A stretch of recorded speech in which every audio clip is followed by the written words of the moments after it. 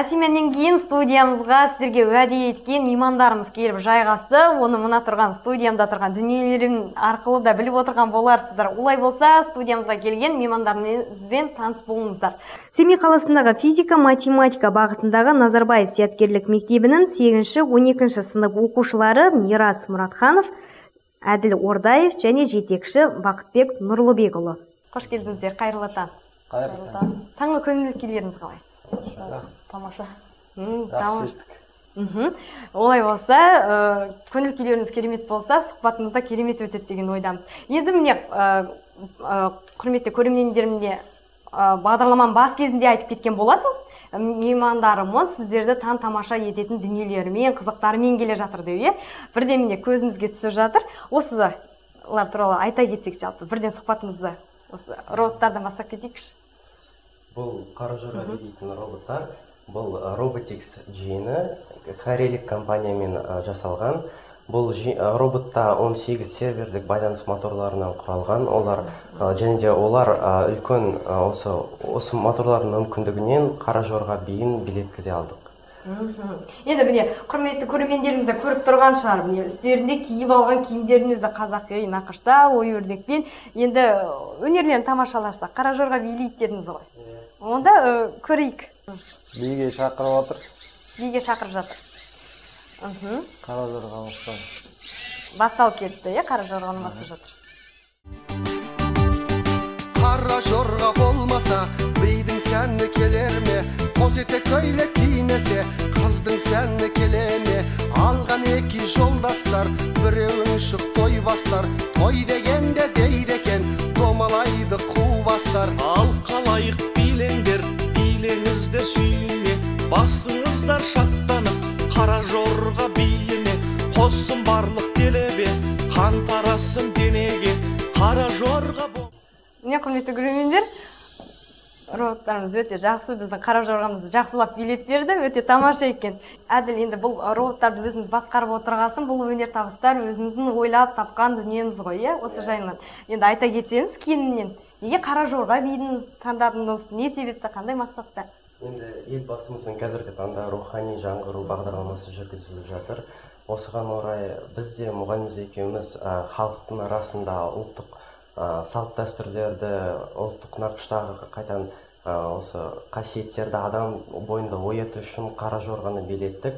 Және де осы арқылы біз қазіргі кездегі инновациялық технологиялармен өзіміздің қазақи нақыштағы салт дәстүрлерді біріктіре алатынымызды көрсеттік. Тамаша. Енді бұл алғашқы өзіңіздің өнер табысыңыз ба бұл? Алғашқы? Бұған да дейін робототехникамен айналысып, түрлі олимпиадаларға қатыстық, сонда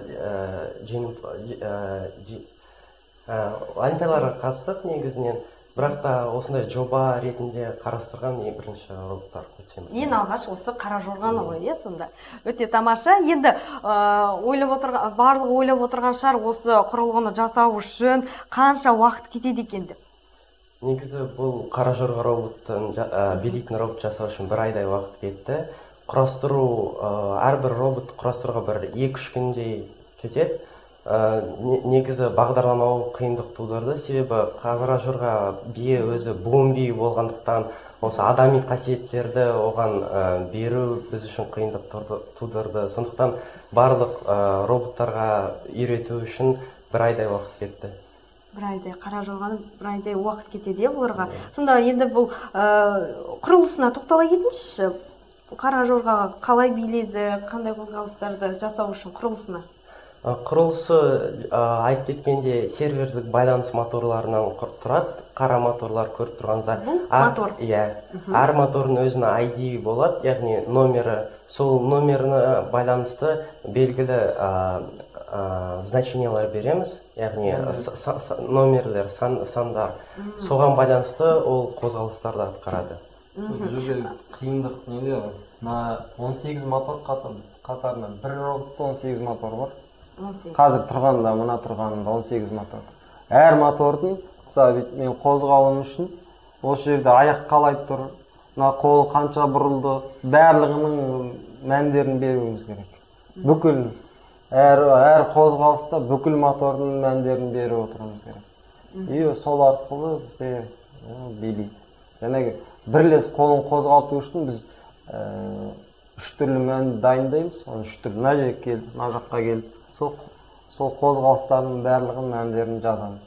Бұл жерде қиындық сонда 18 түрлі мән жазамыз. Дұрыс, енді жақсы екен. Енді бұл роботтарымыздың есім қойған жоқсыздар ма? Жоқ, негізі қойған жоқпыз. Қойылған жоқ, жарайды. Енді осы роботты енді қазақша биін билеткіздік. Енді бір қолына киелі домбыраны орнатқызып, не болмаса ән шырқататындай жасауға бола ма дәл осы роботта? Қазір сондай жоба дайындалып жатыр. Жоба болғанда бұл робот емес, басқа роботпен дайындаймыз. Ол роботқа домбыраны бекітіп, сол берілген нота бойынша домбыраны ойнайтын болады. Ол идея бойынша мысалға қара жорғанда егер нотасын берсек, нота бойынша қара жорғанды ойнап шығу керек. Енді қазір жасап жатырмыз дедіңіздер ғой, сол жасап жатқан роботтарға қандай күйлерді енгізейін деп жатсыздар? Бұл жерде ең бастысы күйдің нотасын табуымыз керек. Ол нотаны сандық түрге ауыстыруымыз керек. Біз робот бәрібір ол танымайды нота түрінде. Нотаны біз танитындай оған программа құрамыз. Одан кейін ол жұмыс жасайды. Бұл жерде қиындық күй. Енді идея болғаннан кейін домбыра тарту, күй тарту оңай нәрсе емес. Онда әртүрлі жағдайлар бар. Мысалы, үстіге бірлез, астыға кірез. Мысалы, әр күйдің өзінің тәртібі бар. Ол сондай қиындығымен әзірше әлі жасау үстінде. Оған басқару. Енді идея бұйырса қара жорған домбыра тартса, робот билейтін болады. Или басқа жағдай, бір жағынан композитор болып көргіміз келеді. Нотаны өзіміз нотаны жазып көреміз. Ол нота бойынша ойнайды. Бір музыканы. Сонымен қатар енді билеп қана қоймай сөйлейтін роботтар да бар шығар, жалпы? Сөйлейтін дегенде мысалы қауіпсіздіктерді шараларын ұсынып қоятын ондай бізде роботтар бар ма жалпы сіздерде? Жай жазылған дыбысты сөздер бойынша айту ол жеңіл. Ол сондай қиын робот болмайды. Таңғалдыра алмаймыз. Интеллектуальный дейміз ғой. Интеллект болу үшін ол үлкен жұмыс жасау керек. Оған үлкен жады керек, үлкен программа керек. Ол бөлек нәрсе. Сөйлету. Ол енді сөйлету дегенде мысалы жай алдын ала жазып қойып, соны қосып сөйлететін болса, ол жарайды, ол оңай. Ал егер мысалға мен айтқан сөзіме ол оқып, соған жауап беретін болса, ол басқа нәрсе. Ол қиын. Оған бүкіл ғалымдар сонымен жұмыс істеп жатыр. Ойлап табамыз дейсіз ғой. Ол адам секілді өзі ойланып жауап бере алатындай болса, ол басқа нәрсе. Ол да ондай дүниені шығару ойда бар жалпы, Жоқ, көп бар негізі. Жоқ емес ондай нәрсе. Бірақ бүкіл ол мысалы жай ағылшын тілінде ғана мүмкін. Қазір бар шығар сөйлеп дайындап жатқандар. Ол бірақ барлығын түсінеді деген ой емес. Осыған байланысты неше түрлі кинолар да бар. Айтуға болады. Дұрыс айтасыз. Енді бір қара жорға билейтін роботымыз бірнеше байқауларға, жарыстарға қатысып ұсынылған шығар, осы турасынан. Ұлы дала мұрагерлері көрсетіліміне қатысқан болатын. Және де Шымкентте өткен 7 наурыз оқуларында да өз өнерін көрсетті. Бұл роботпен біраз жерге барып келді, Ақтауға дейін барып көрсетті. Бұл жарысқа қатысқан жоқ, бұл көрмелерде жүрді. Қазақша. Бұл жерде бас киімі бар, шал бар, бәрі бар, енді оны таққан жоқпыз. Бас киіміне дейін бар дейсіз. Бәрі дайындалған болатын, сол көрмеге арнайы. Жарайды, енді өте тамаша екен. Тағы да тоқталар жатармыз. Енді Мирасты да әңгімемізге тарта қойсақ, Мирас? Сіздің де бір ойлап тапқан дүниеңіз бар, сол турасынан да айта кетсеңіз. Мен осы мектепке келген беттен жарыстарға қызығып, осы роботтар деген тақырыпқа еніп кеттім, және келген беттен өзім тақырып іздеп, соған дайындыққа роботтар құрастыра бастадым.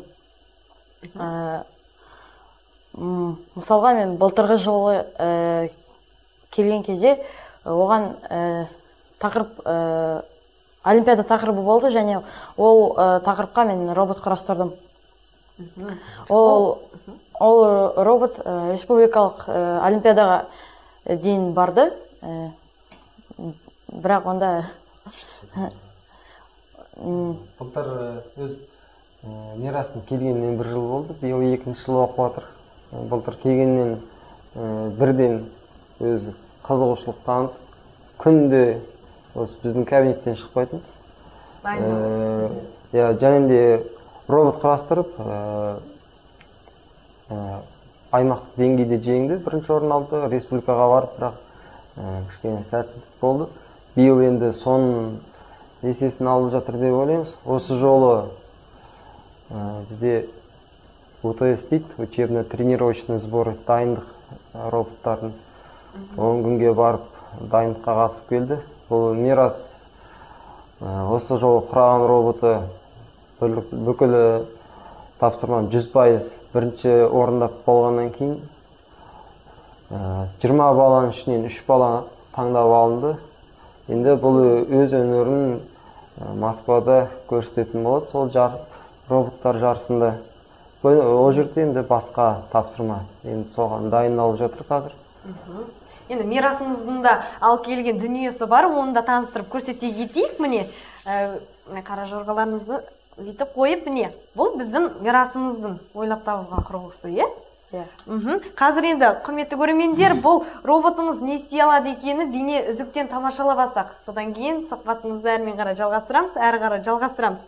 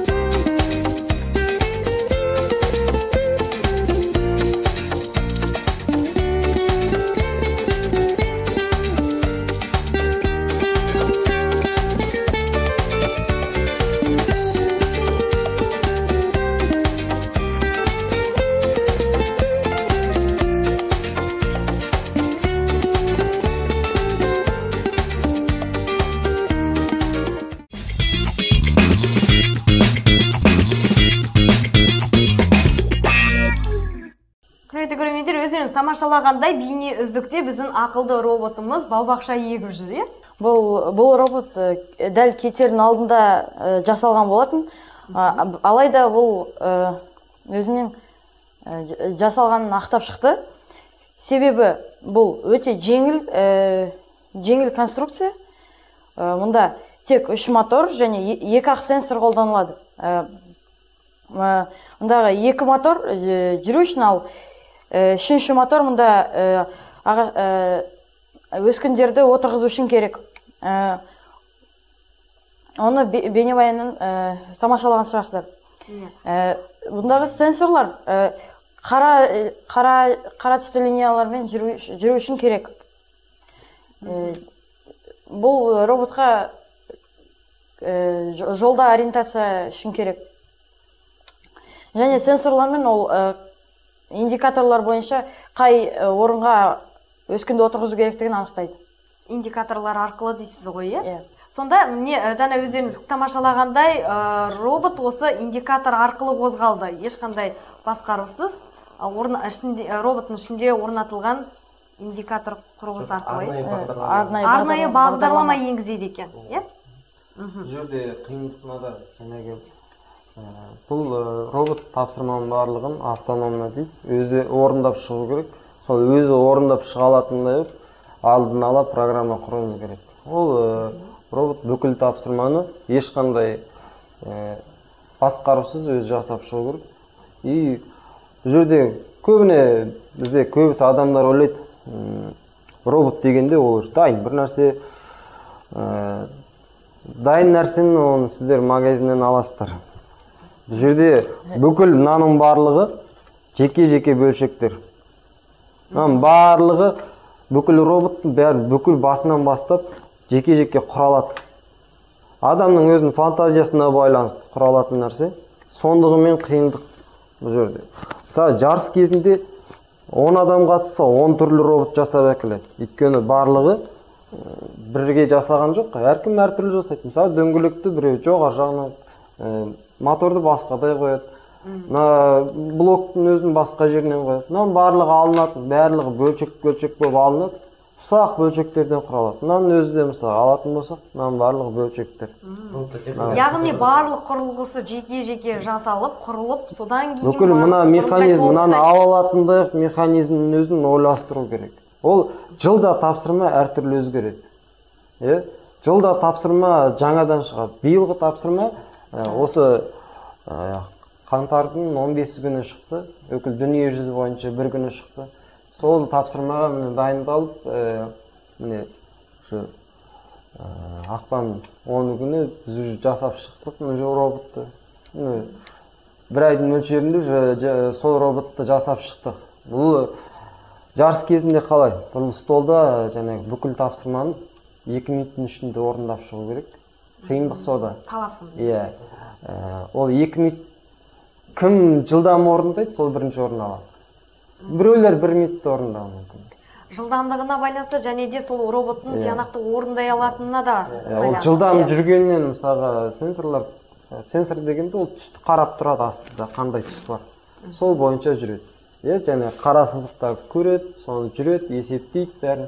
Енді сол жерде қиындық, мысалы, тез жүрсең көрмей қалуы мүмкін. Оның барлығын есептеп жүру керек. Қазіргі жай сызықпен жүрудің өзін ғылымға айналдырды. Қазір әртүрлі әдістері бар. Жаңадан шыққан, кейін шыққан әдістері бар. Өте қиын. Ол бөлек жай бір сызықтың өзімен, қара сызықпен жүру дегеннің өзі бір ғылымға. Арнайы математика. Уже қанша кітап шығарды. Оның ішінде математика бар. Жай бұл роботты құрауда 3 түрлі этап дейміз бе, кезеңнен тұрады. Мысалы, жалпы бүкіл механизмді алатын, және ағаштар жылда тапсырма өзгереді. Ол түрі сондай ағаш бола бермейді, ол келесі жылы басқа нәрсе болады. Мысалы, сол объектіні алатындай, оны апарып қойып, ол алған кезде оның түсін қарау керек. Ақ па, қызыл ма, сары ма, сарын апару керек, қызылды қызылға апару керек. Ол қай жерде тұрады, ол соған байланысты, ол жерге жүріп бару керек. Ол сызықтың өзімен жүру үшін бөлек программа құрасың. Оны есептеу керек, қанша сызықтан өтті. Және санап отыру керек. Ол қайттан артқа жүріп, орнына келе алу керек. Ол әңгімесі көп, бірақ қызықты нәрсе. Бір бастасаң, кіріп кетесің. Біз енді бір апта және дайындық кезінде таңертең 9-дан 5-ке дейін, енді обедіміз 1 сағат тұр. Сол таңертең кешке дейін сонымен отырдық қой, қызық болды. Бірнеше программалардың барлығын ойластырып, жүйелеп дейсіз ғой. Енді дөңгелегіне дейін бөлек алынатыннан бәрі кәдімгі пакышкалары бар. Бүкіл бөлшектен салады. Жарыс кезінде мынандай 2 сағат беріледі басында. 2 сағаттың ішінде роботты бүкіл бөлшегіне дейін шашқызып тастайды. Сол жерде. Иә. Соны тексереді судья. Мен өзім судьям. Біз тексеріп шығамыз. Бүкіл ұсақ бөлшегіне дейін шашып тастады. Бүкілін шашып тастайды. Сосын 2 сағат береміз, құрайды. Тесттен өткізеді столға, және тапсырманы орындай аламын, орындалмаймын. 2 сағат болғаннан кейін жинап аламыз да қойып қоямыз. Жарыс басталды дегенде робот әкеледі, қосады болды. Бірақ кнопка басу керек болды. Қосты, бәрін өзі істеп шығу керек. Істей алмады ма, бала алмайды. Кім жылдам 100%, барлығын 100% жылдам істеген адам бірінші орын алады. Сондай талаптардан тұрады дейсіз ғой. Жаңа енді бар жинап жасаған дүниелеріңізді сол жерде шашып тастайсыздар, содан кейін оны сол жерде қайтадан құрастырасыздар. Енді айтып отырсыз ғой, барлығы бір-біріне, құрылғылары бір-біріне байланысты деп. Мәселен, енді бір дөңгелектің дейік пе, жоқ әлде басқа бір құрылғысы жоқ болып қалса, онда робот түгелдей істемей қалады, иә? Бір кішкентай шағын ғана құрылғысы жоқ болып қалса? Мысалға, бұның ішінде электроника, тоқ бар, бұның ішінде мотордың жүргенің бәрі қырқаяқтарға байланысты. Егер бір шетінде бір кедергі болып қалса, ол қисық жүріп қалады. Сондай, иә. Бір салмағы бір жаққа қарай ауыр болып кетсе тоже қисық жүріп қалады. Алдыға қарай салмақ болып кетсе ол аударылып қалуы мүмкін. Оның бәрін ойластыру керек. Енді жаңа айтып және қызық. Қызықты, өте қызықты екен. Шынында да. Енді айтып жатырмыз және бау-бақша еккен кезде, роботты сайыстарға қатысып жатқан кезде біртүрлі өздеріңіздерді толқып тұратын шығарсыздар енді, иә? Әрине. Мен көп толқитын шығармын. Олар жарыс кезінде оқушылардың жанына жолатпайды. Біз алыстан қарап отырамыз. Топта 2 бала болу керек, 2 бірігіп жасайды. Жарыс басталды ма, бөліп тастайды, сол жерде жарыс жеріне кіруге болмайды басқа адамға. Сырттан ғана қарап отырамыз. Енді қарап отыру деген ең қиын ғой. Қатаң қадағалайды дейсіз ғой жалпы, иә? Өте жақсы. Енді қара жорға биін билеп жатқан кезде де толқитын шығарсың, иә? Толқығанда мен үшін бұл үлкен енді қалай айтсам, қуаныш, себебі қазақтың биін қайтадан оятып, роботтарды бірінші билетіп жатқан адамдардың бірімін. Сондықтан әрқашан осы роботтарды билетіп, қайта көрген кезде өзім қуанамын үшін. Одан әрі жұмыс жасай беремін дейсіз ғой, шыңдала беремін дейсіз, иә, дұрыс.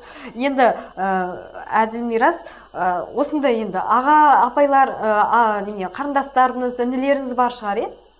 Ағалар, сондайларға енді ойыншық жасап беру сіздерге түк емес шығар, иә? Сыйға тартқан кездеріңіз болды ма? Иә, бірақ та бір робототехника. Әсіресе бала кезде ұлдардың бір қызығатын ойыншық түрлері ғой, иә? Қателеспесем. Бұл роботтардың бір кері жағы десек, ол қымбаттылығында. Осы роботтар өзі, бір роботтың өзі, қара жорға билейтін роботы 700 мыңнан асады. Ал мына Lego Education жиынтығы сіздің алдыңызда тұрған 140 мың теңгеден асады. Сондықтан әрбір отбасы осы роботпен өз баласын қамтамасыз ете алады деген ойда емеспін. Бірақ та біздің мектепте осындай мүмкіндік берілген, және де осы мүмкіндікті біз қолданып жатырмыз. Дұрыс, жақсы. Енді барлығын айттық. Енді осы бір сұрағымызды айта кетейікші. Жалпы роботқа қызығушылық қайдан қалай пайда болды? Екеумізге ортақ сұрақ. Адам өзінің табиғатынан гуманитариялық немесе дәл ғылымдарға бейім болады. Біз Мирас екеуміз енді дәл ғылымға бейімбіз десек айта аламыз. Осы инженерлік ғылыми дағдылар бойымызда бар деп ойлаймын. Себебі жаңа айтып кеткендей роботты құрастыруда мұғалім айтқандай әрбір бөлшектің орналасуын, оның қалай бағдарламау керек екенін білу керекпіз. Сондықтан енді осылай санаймын. Мен бұндай қызығушылықпен де кішкентай кезімнен оянды. Әділ айтып кеткендей, шында да... Кішкентай дегенде өзің қазір студент болып жатсың. Кішкентай деген неше жасында? Бұл 4-5 жасымда. 4-5 жасында? Иә. Сынып емес, 4-5 жас. 4-5 деп оғанда ойладым. Теледидар робот кептір дедім. Жоқ, ондай кезден роботқа қызығушылық емес. Бұл конструкторға деген қызығушылық оянды. Сосын... Иә, бастамасы солы басталады ғой. Иә. Сосын ата-аналарым қамтамасыз еткендіктен соған беріліп кеттім, және осы мектепке түсу арқылы ол білімімді одан әрі дамытып, роботтар жасай бастадым. Қандай қиындықтар кездесті? Мен мысалға мынаны басынан ойлағаным, мынандай ограждение сияқтылардан биік болуын ойладым, және соны іске асырғаннан кейін осы көтеретін немен қалай өткізу керектігін, сондай қиындықтар пайда бола бастады. Себебі бұл не тым төмен болып кетеді, не тым жоғары болып кетуі мүмкін болатын. Оны өзінің идеальный дейді ғой, сондай значениесіне келтіріп алып, содан кейін бірақ дайын болады. Және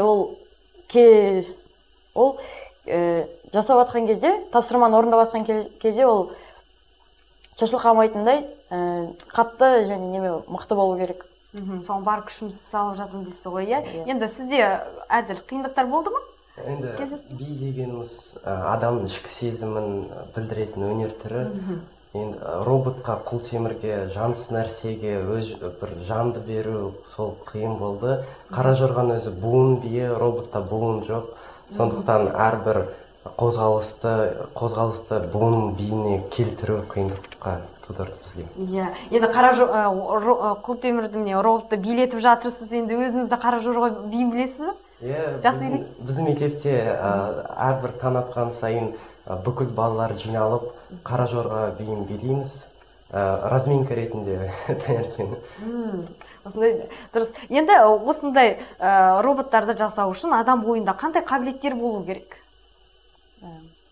Көбінесе фантазия керек, және идея болу керек. Идея болу керек, тапсырма болу керек, мақсат болу керек, және оны құрай алу керек та. Ең бастылар сол.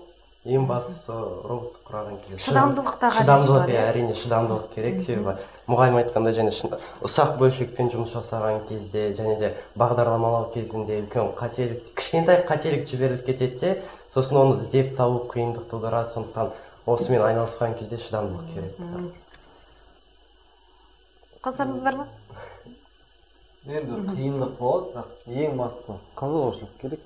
Өзі балалар танымаған кезде қызығушылығына қараймыз. Егер келіп қызығып жүрсе, ол баладан бір нәрсе шығар дейді. Иә, дұрыс. Сен сабырлықты, шыдамдылықты қажет ететін дүниелерді ең бастысы жасап шығара алам, ойдағындай шығады деген алда мақсат тұру керек қой.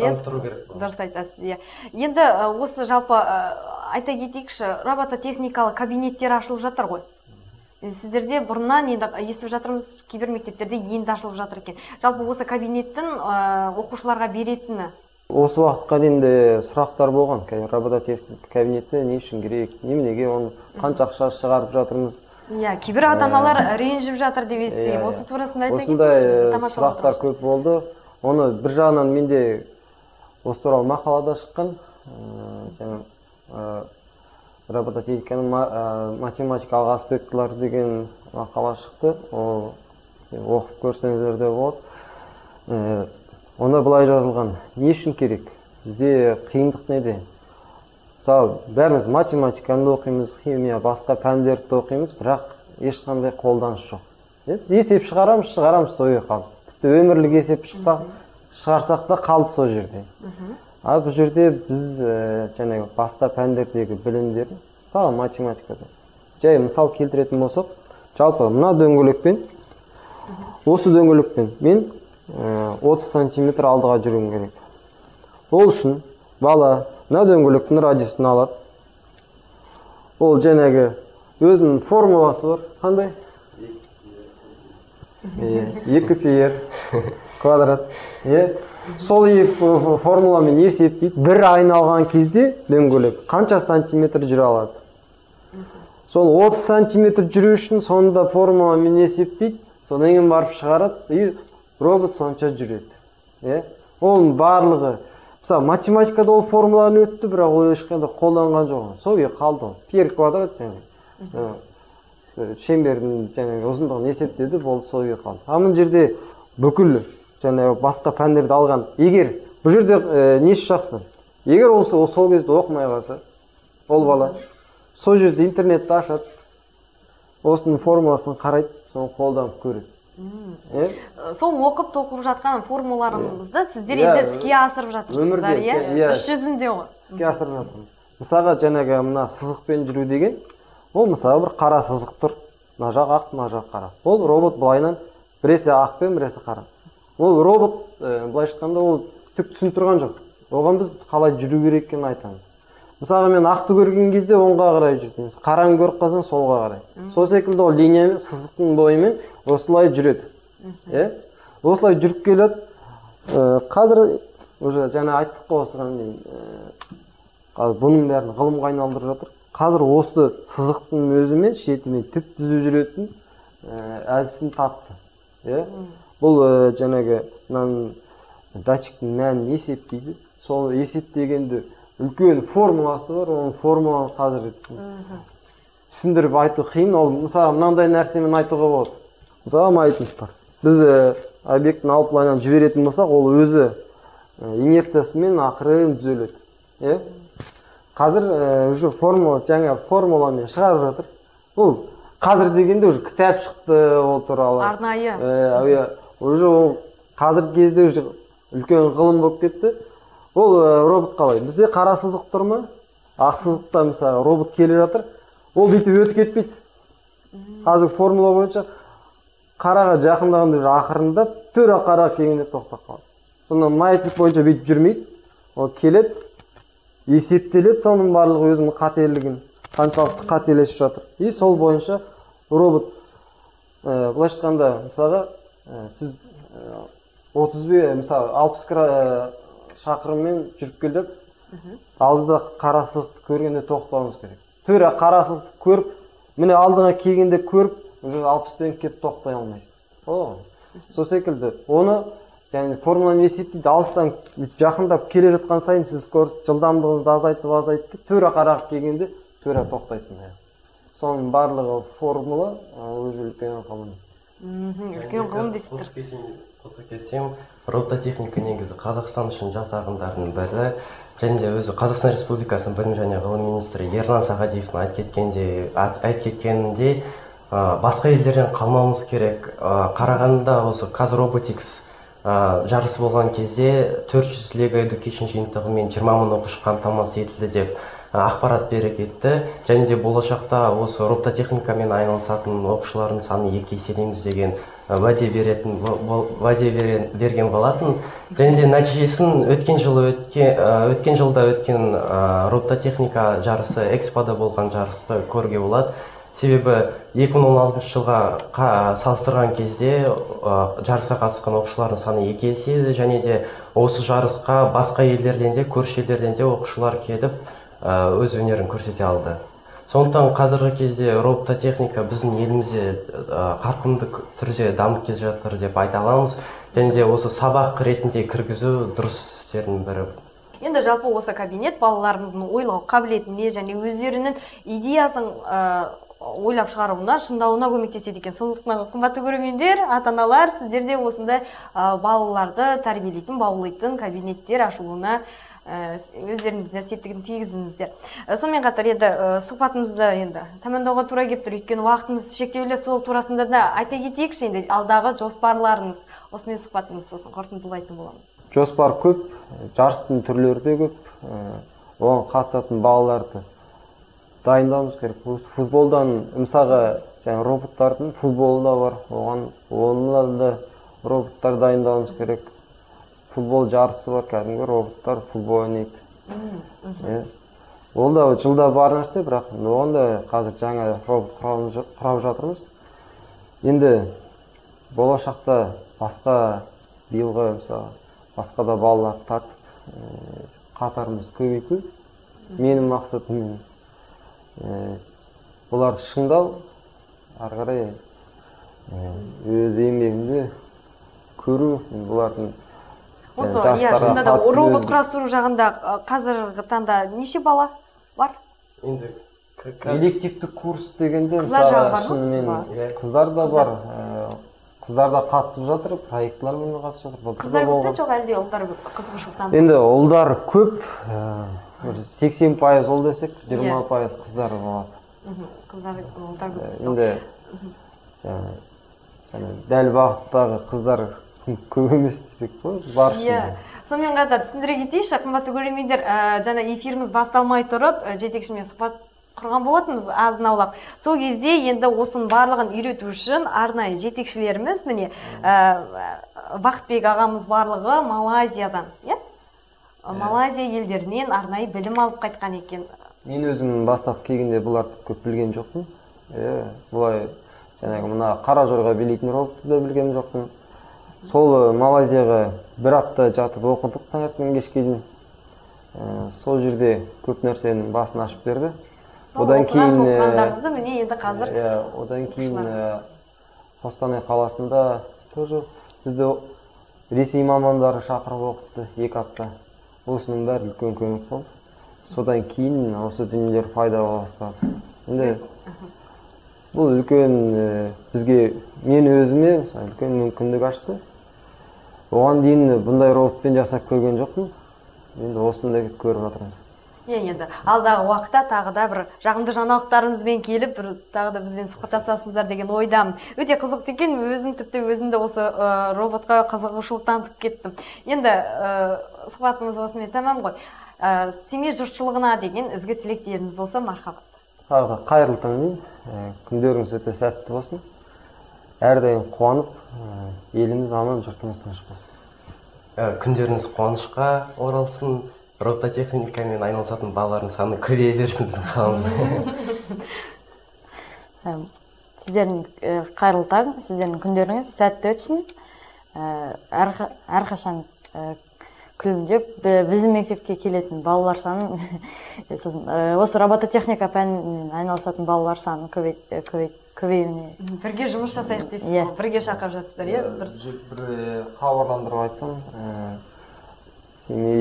Семей жұртшылығына, мысалы, жаңағы робототехника мұғалімдеріне мен курстарда жүргізіп жатырмын. Егер осы кабинет ашылған мұғалімдер болса, кез келген уақытта хабарласып келіп, егер бір 10 адамдай жиналса, бүкіл басынан аяқ роботты өткізетіндей бір 10 күндік курс өткізе аламын. Енді ол барлығы жаңағы тәжірибеге алмасуға, ертең жарыс кезінде көп команда қатысса, ол жерден үлкен жеңісте, жетістікте болады. Биік шыңдарда бағындырып жүре беріңіздер. Енді құрметті көрермендер, біз осымен тәмам меймандарымызбен қоштасқанмен біз сіздерден қоштаспаймыз. Қазір сіздердің назарларыңызға тосын сұрақ айдарын ұсынамыз. Бізбен бірге болыңыздар.